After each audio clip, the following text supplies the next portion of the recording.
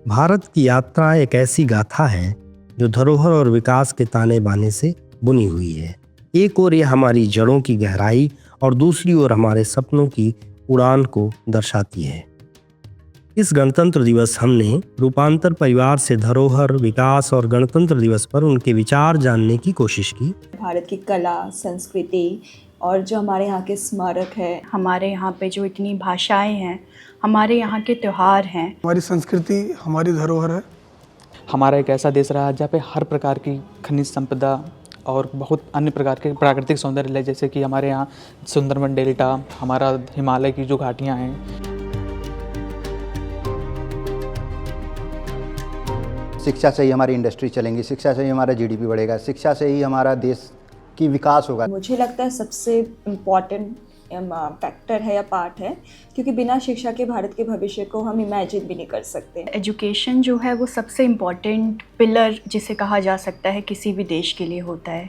किसी भी देश को या किसी भी प्रांत को आगे बढ़ने के लिए शिक्षा देना बहुत ज़रूरी है, शिक्षित होना बहुत अनिवार्य है। एजुकेशन तो नेशन डेवलपमेंट के लिए सबसे ज़्यादा ज़रूरी है।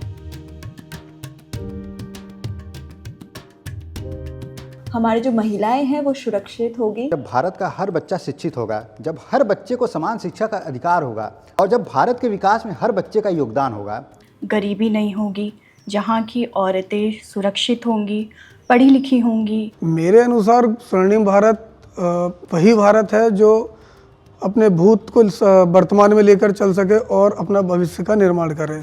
इन सवालों के जवाबों में हमें रूपांतर की आत्मा दिखाई देती है। हर उत्तर में हमारे देश की गहराई, हमारे सपनों की उड़ान और एक स्वर्णिम भविष्य की आभा झलकती है।